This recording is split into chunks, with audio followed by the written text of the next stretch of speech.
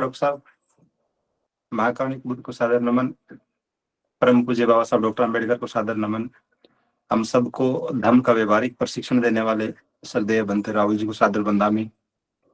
और देश भर से जुड़े आप सभी प्रबुद्ध साथियों को सादर नमो बुधाय। जैसा कि आज मैसेज में हम सब पढ़ चुके होंगे, चूंकि 6 दिसंबर का दिन निकट है और देश भर में ही नहीं, दुनिया के अलग अलग देशों में भी जहां जहां बाबा साहब डॉक्टर अम्बेडकर के अनुयायी रहते हैं, दुनिया भर में उनके परिनिर्वाण दिवस के कार्यक्रम 6 दिसंबर को, बल्कि 7 और 8 दिसंबर को संडे तक उनके परिनिर्वाण दिवस के उपलक्ष्य में बहुत सारे कार्यक्रम अलग अलग संगठनों, अलग अलग समूहों द्वारा आयोजित किए जा रहे हैं। तो उसी संदर्भ में ये जरूरी लगा कि चूंकि धम्मभूमि की पूरी टीम भी देश के अलग अलग हिस्सों में काम कर रही है, तो ऐसे परिनिर्वाण के कार्यक्रम में,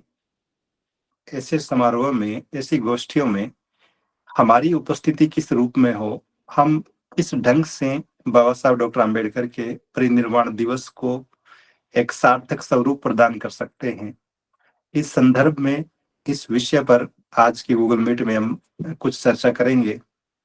यद्यपि श्रद्धेय बनते जी को आज की गूगल मीट में बोलना था, लेकिन श्रद्धेय बनते जी बिहार से आने के बाद आगरा में चूंकि 18 मार्च का बड़ा कार्यक्रम होना है, तो उसके संबंध में एक बड़ी महत्वपूर्ण बैठक अभी हो रही है, तो वहां व्यस्त होने की वजह से और आदरणीय बुद्ध अलंकार जी संभवतः यात्रा में थे, रास्ते में थे, तो इस वजह से यह अवसर मुझे मिला कि इस विषय पे अपनी बात करूं और यथा सामर्थ्य मैं जो बातें दिमाग में आ रही है वो आपसे साझा करने का प्रयास कर रहा हूं। एक महत्वपूर्ण बात जो बाबा साहब डॉक्टर अम्बेडकर का साहित्य पढ़ते हुए नजर आती है, हम सबके जहन में आती है, बाबा साहब डॉक्टर अम्बेडकर खुद किस रूप में देखते थे। जैसे हमारे सामने बिल्कुल एक ऑथेंटिक प्रमाण है कि जब कुछ युवा बाबा साहब डॉक्टर अम्बेडकर के पास आते हैं कि हम आपका जन्मदिन मनाना चाहते हैं, या फिर यूं कहें कि 14 अप्रैल को, जिसे आज हम अम्बेडकर जयंती के रूप में पूरी दुनिया में सेलिब्रेट कर रहे हैं, उसी तरह का कार्यक्रम करना चाहते हैं, तो बाबा साहब डॉक्टर अम्बेडकर के विचार हमारे सामने बिल्कुल स्पष्ट हमें पढ़ने को मिलते हैं कि बाबा साहब उन नवयुवकों को कहते हैं कि आप मेरा जन्मदिन मनाने की बजाय महाकारुणिक बुद्ध की जयंती जो आ रही है, बुद्ध पूर्णिमा आ रही है, उसका कार्यक्रम आयोजित करें। ऐसे कार्यक्रम में मैं खुद भी उपस्थित रहूंगा। तो उस संदर्भ से ये बात तो स्पष्ट हो जाती है कि बाबा साहब डॉक्टर अम्बेडकर, जब जन्मदिन सेलिब्रेट करने की बात आती है, किसी महापुरुष की जयंती मनाने की बात आती है और खुद की जयंती की बात जब आई, तब उनका दृष्टिकोण क्या था। लेकिन किसी व्यक्ति का परिनिर्वाण के संबंध में दृष्टिकोण कैसा है, ये तो चूंकि परिनिर्वाण के बाद तो कोई व्यक्ति विचार कर नहीं पाता और उससे पहले ऐसा अवसर कभी आया नहीं होता है, तो हमारे सामने ठीक ठीक सी रूपरेखा नहीं होती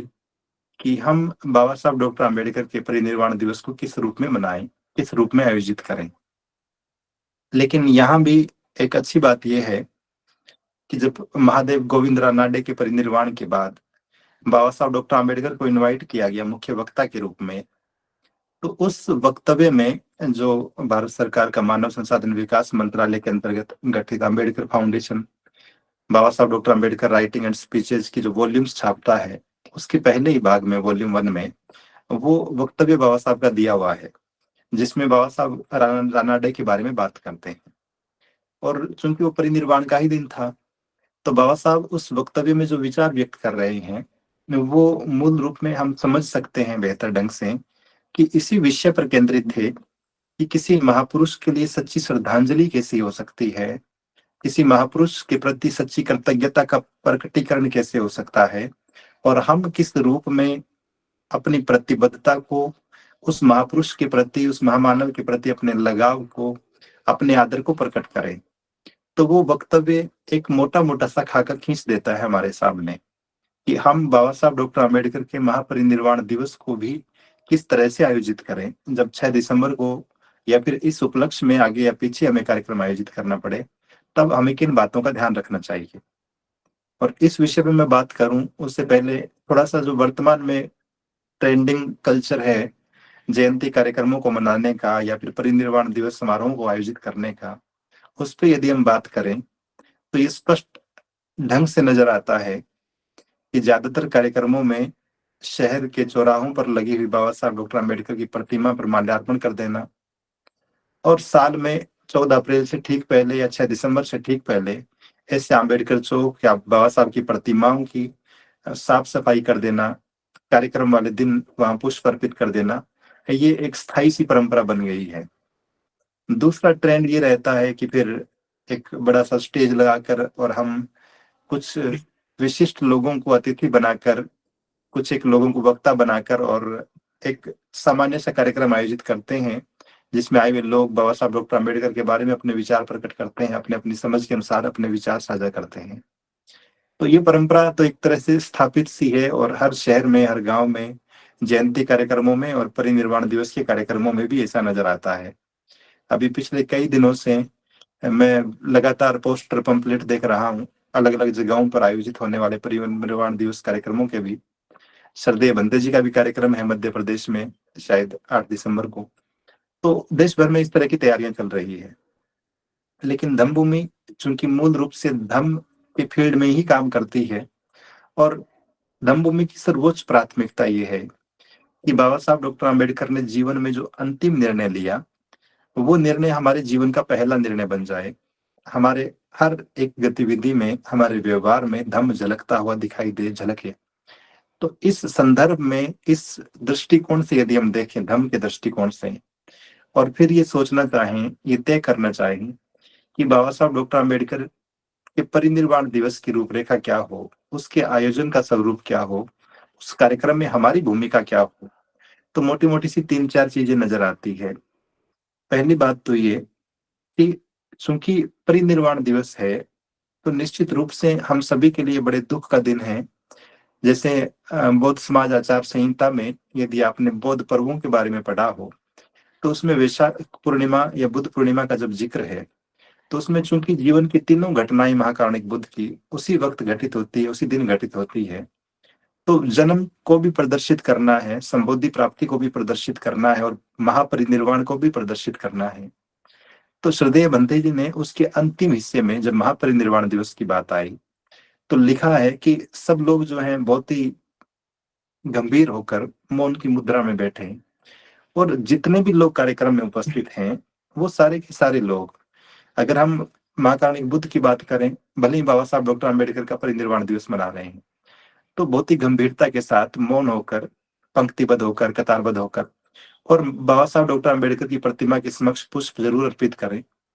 प्रतीकात्मक रूप से एक श्रद्धांजलि तो ये हो सकती है। दूसरी बात, बाबा साहब डॉक्टर अम्बेडकर जो कहते हैं, राणा डे के बारे में ज़िक्र करते हुए उनके परिनिर्वाण दिवस पर आयोजित एक सभा में, वो स्पष्ट रूप में उस पूरे के पूरे वक्तव्य का सार यदि मैं आपको एक पंक्ति में साझा करूँ आपसे, तो वो बस इतना सा है कि आप किसी भी महापुरुष की बात करें, जब तक उनके विचारों का अनुसरण नहीं करेंगे, तब तक किसी भी प्रकार का आयोजन व्यर्थ होता है। बाबा साहब डॉक्टर अम्बेडकर भी इस बात में प्रगाढ़ निष्ठा रखते हैं कि जब तक हम किसी भी व्यक्ति के विचारों का अनुसरण नहीं कर रहे हैं,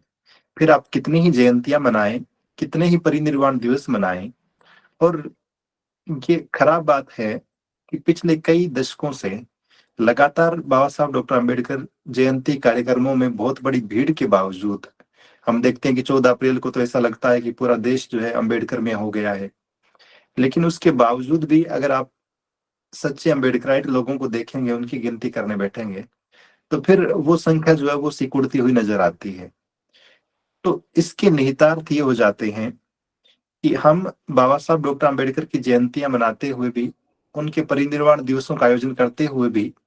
कहीं न कहीं उनके बताए हुए मार्ग का अनुसरण करने से भटक रहे हैं, उससे दूर होकर चल रहे हैं।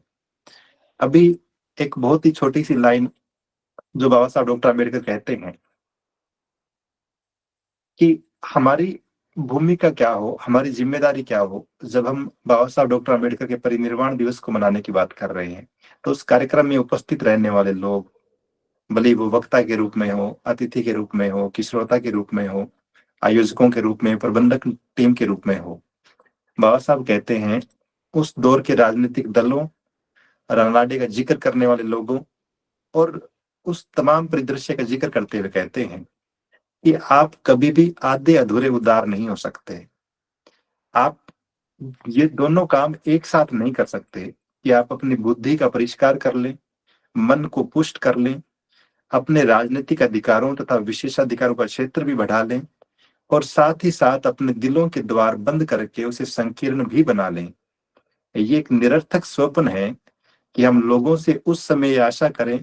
कि वे अपने निजी अंधविश्वास और सामाजिक दोषों के बंधन में बंधे रहें, जबकि वे अपने शासकों से अधिकार तथा विशेषाधिकार प्राप्त करने के लिए संघर्ष कर रहे हैं। शीघ्र ही इन व्यर्थ स्वप्न दुष्टाओं को अपने स्वप्नों के ध्वस्त होने का पता चल जाएगा। तो कुल मिलाकर बाबा साहब इस बात की ओर इशारा कर रहे हैं कि एक तरफ तो आप राजनीतिक स्वतंत्रता की मांग कर रहे हैं, दूसरी तरफ आप जो सामाजिक गुलामियां हैं, जो धार्मिक गुलामियां हैं, जो अंधविश्वास है उसमें भी उलझे रहते हैं।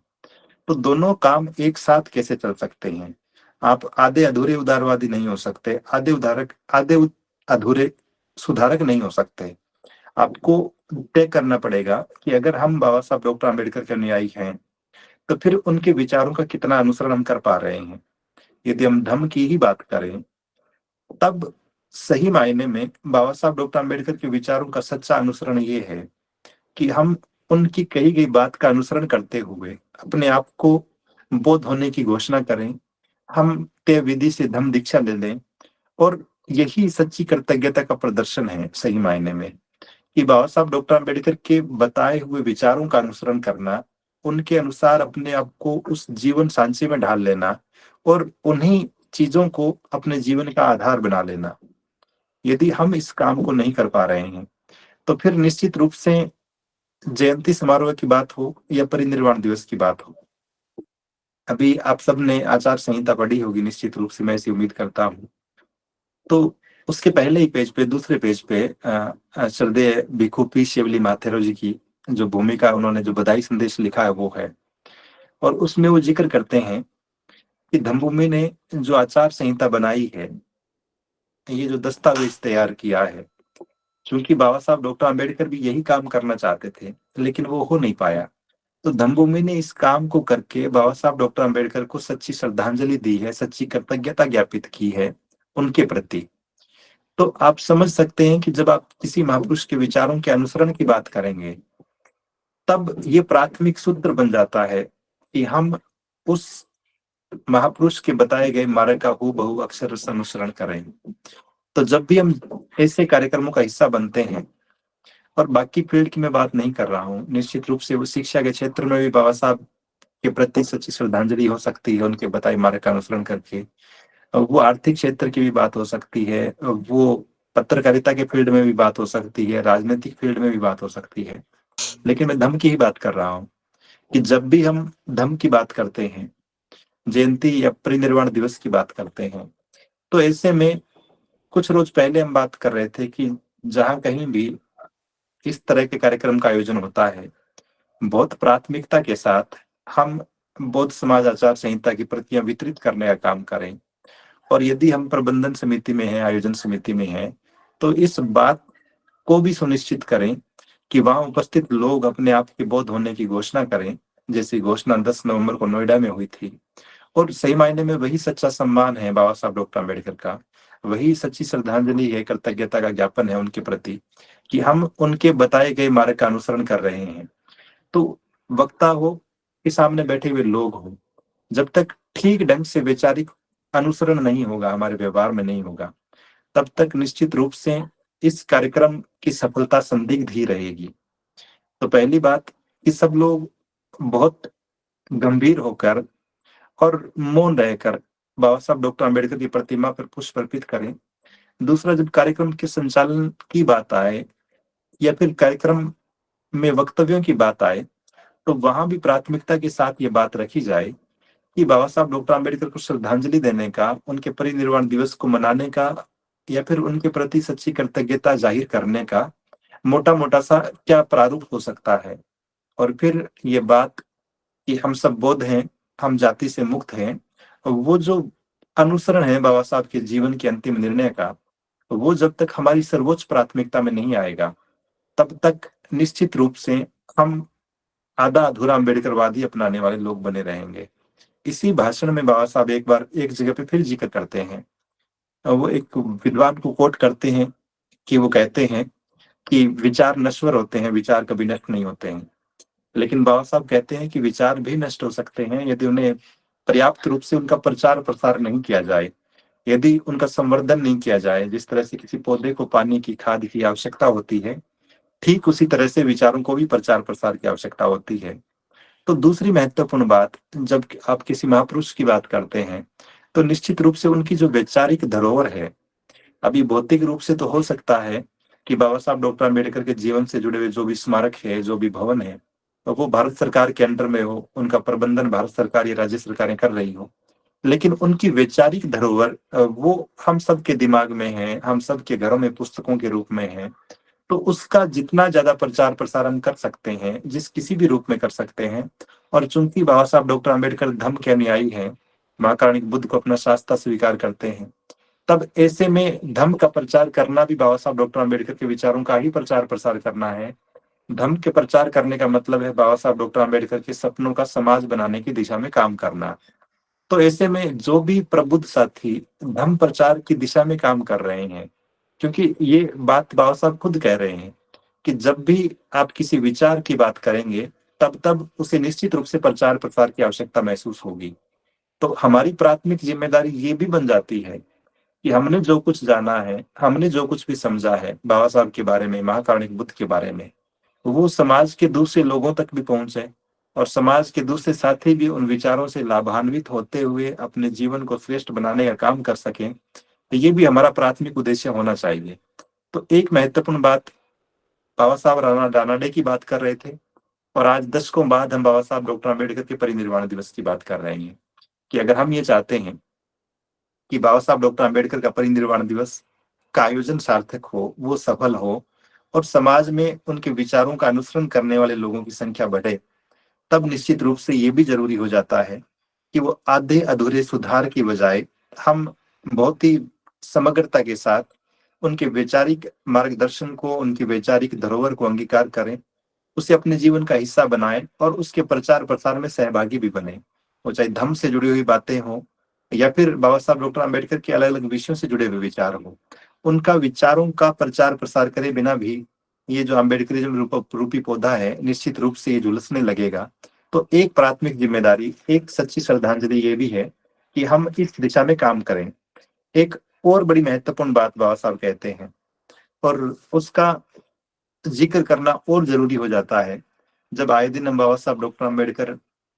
की लगती हुई मूर्तियों को देखते हैं, उनकी प्रतिमाओं के अनावरण के कार्यक्रम देखते हैं, तो हर एक विवेकशील व्यक्ति ये सोचने पे मजबूर होता है कि कहीं हम उस दिशा की ओर कदम तो नहीं बढ़ा रहे हैं जहां बाबा साहब डॉक्टर अम्बेडकर जो है वो किसी मसीहा की तरह, किसी नायक की तरह मूर्तियों में ही बंद कर दिए जाएं और उनकी जो विचार है वो कोसों दूर होते चले जाए समाज से। क्योंकि ऐसे बहुत सारे लोग हैं जो सिर्फ और सिर्फ मूर्तियों में बाबा साहब को ढूंढ रहे हैं। बाबा साहब डॉक्टर अम्बेडकर खुद तो ये कहते हैं एक जगह पे कि मैं मूर्ति पूजक नहीं, मूर्ति भंजक हूँ।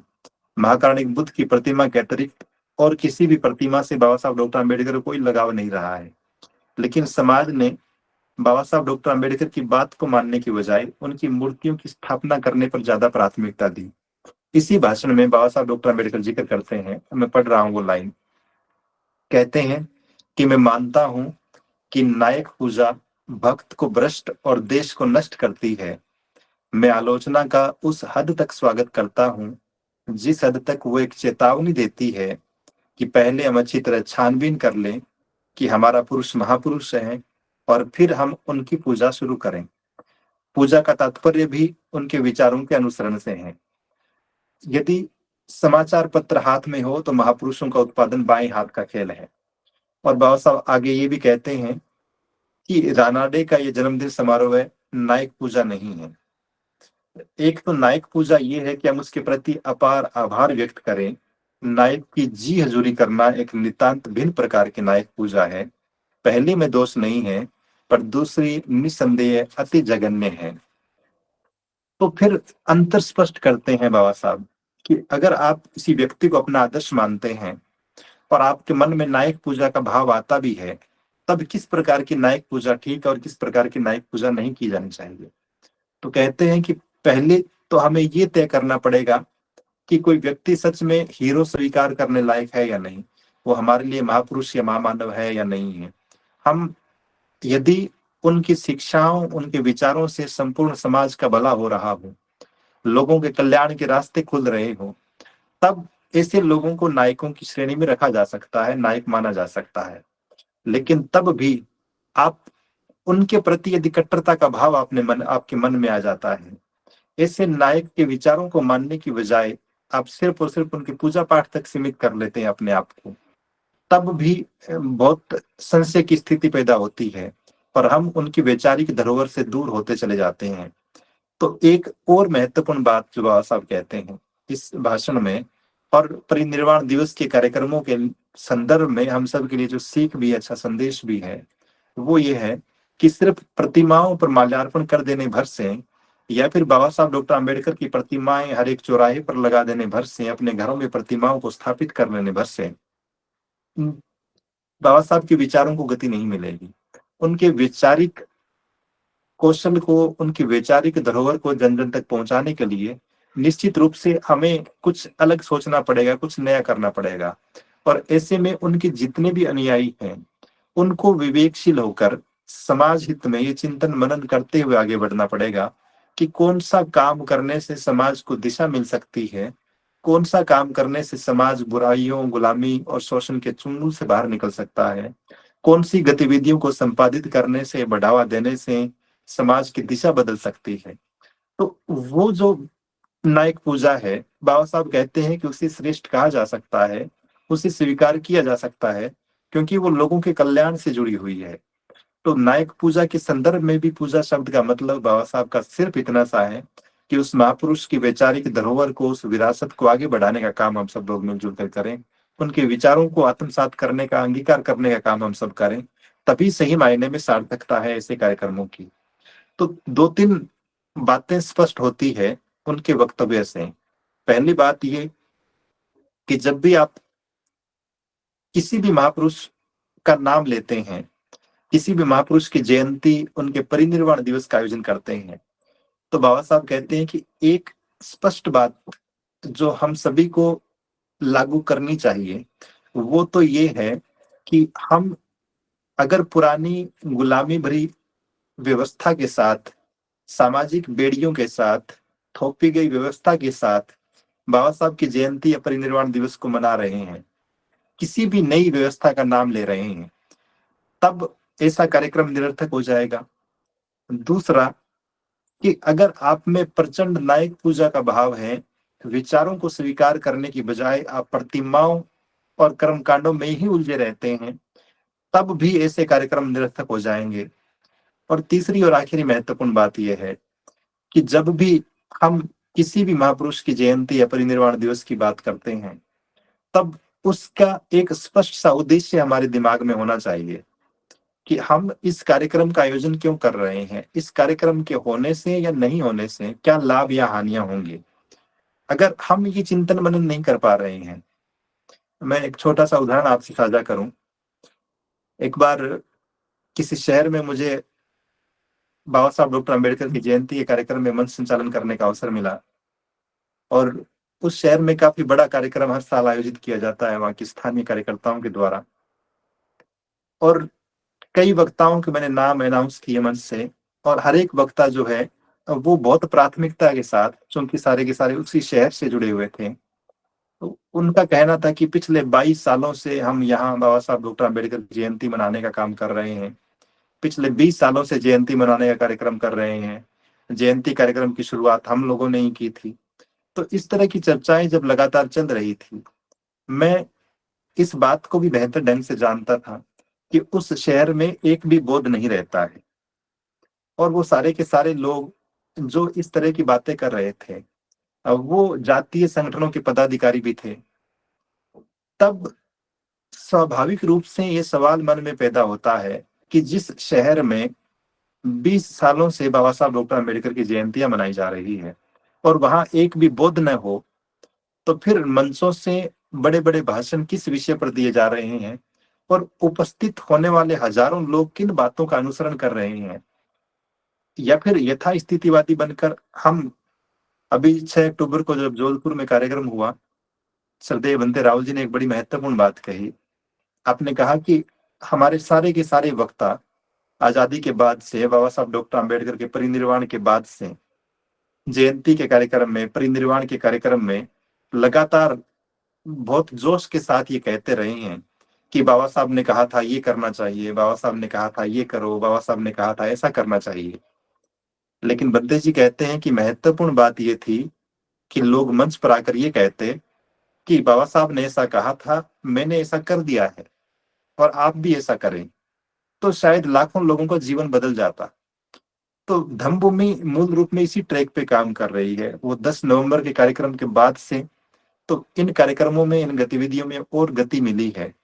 कि हम खुद क्या कर रहे हैं, हमारी खुद की तरफ से बाबा साहब डॉक्टर आम्बेडकर को सच्ची श्रद्धांजलि क्या हो सकती है, उस विषय पर अपना रुख स्पष्ट करें, अपना दृष्टिकोण स्पष्ट करें। और हम खुद की तरफ से घोषणा करें कि मैं बाबा साहब डॉक्टर आम्बेडकर के इस विचार को अपने जीवन में लागू कर रहा हूं और आजीवन इसका पालन करूंगा। मैं या मेरा परिवार इस विचार को, विशेष रूप से धम्म की धरोहर को, उनका जो धम्म का जो उपहार हमें मिला है उसको स्वीकार कर रहे हैं, आजीवन धम्म के अनुसार आचरण करेंगे, तो वो सही मायने में सार्थक होता। तो आज की गूगल मीट का एक मोटा सा उद्देश्य बस ये था कि देश भर में कार्यक्रम होंगे, हो रहे हैं, भविष्य में भी होंगे, लेकिन हम इन औपचारिकताओं से बाहर निकलकर, मैं कार्यक्रम आयोजित करने पर प्रश्न चिन्ह नहीं लगा रहा हूं, लेकिन कार्यक्रम आयोजित करने के उद्देश्यों और उसकी उपलब्धियों को निश्चित रूप से प्रश्नवाचक दृष्टि से देख रहा हूं कि अगर लगातार किसी शहर, किसी गांव, किसी स्थान पर कार्यक्रम आयोजित करने के बाद भी उस गांव या शहर में बाबा साहब डॉक्टर अंबेडकर के एजुकेशनल आइडियाज का अनुसरण करते हुए एक भी हॉस्टल या स्कूल कॉलेज का निर्माण नहीं हो पाया है, अगर उस गांव या शहर में बाबा साहब डॉक्टर अंबेडकर के पत्रकारिता संबंधित विचारों का अनुसरण करते हुए एक भी बहुजन समाचार पत्र, बहुजन मैगजीन या फिर ऐसा कोई पत्रकारिता का इंस्टीट्यूट नहीं बन पाया है, बाबा साहब डॉक्टर अंबेडकर के विचारों का अनुसरण करते हुए आर्थिक क्षेत्र में किसी बहुत बड़ी फर्म का या ऐसे किसी इंडस्ट्री का जनाधार क्रिएट नहीं हो पाया है जो समाज को गरीबी और बेरोजगारी से दूर कर सके, वहां के लोगों में व्यवसाय की समझ विकसित न हुई हो, लोगों ने बिजनेस की तरफ अपनी दिशा को डाइवर्ट नहीं किया हो, ठीक इसी तरह से लगातार जयंती और परिनिर्वाण दिवस कार्यक्रमों को आयोजित करने के बाद भी किसी गांव, शहर या मोहल्ले में यदि बौद्ध कहने वाले लोगों की संख्या रत्ती भर भी न बढ़ी हो, तब ऐसे में ये संदेह उत्पन्न होता है कि हम लगातार भाषणों के अतिरिक्त और कुछ नहीं कर रहे हैं। तो धरातल पर काम किए जाने की जरूरत है। अभी 6 दिसंबर 2024 को बाबा साहब डॉक्टर आम्बेडकर के इस परिनिर्वाण दिवस के अवसर पर आज की गूगल मीट में जुड़े आप सभी प्रबुद्ध साथियों से मैं तो बस यही निवेदन कर रहा हूं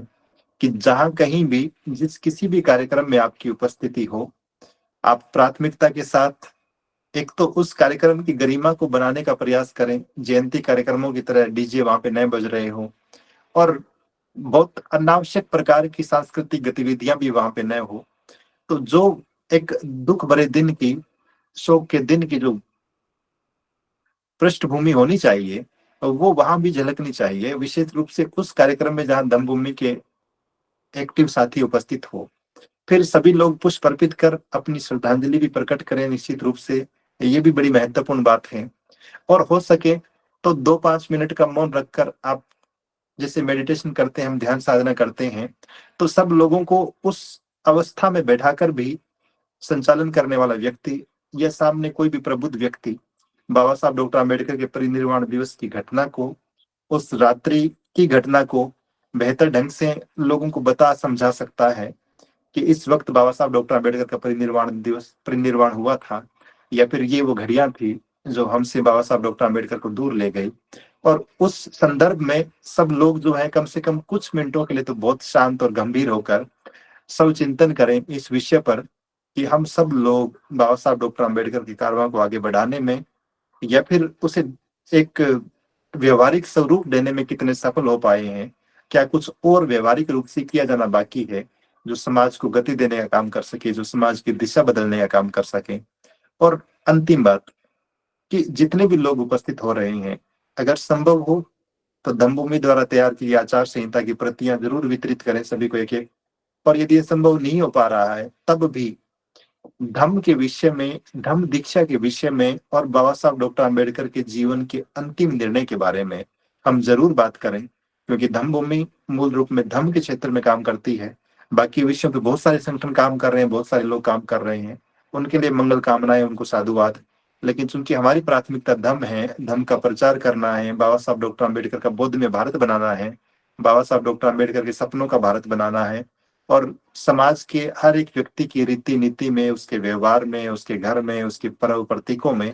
धम्म को पहुंचा देना है, तो हम प्राथमिकता के साथ धम्म पर बात करें और उपस्थित लोगों से भी आह्वान करें कि बाबा साहब डॉक्टर अम्बेडकर के प्रति सच्ची कृतज्ञता का ज्ञापन यही है कि हम खुद के बौद्ध होने की घोषणा करें, हम खुद के जाति मुक्त होने की घोषणा करें।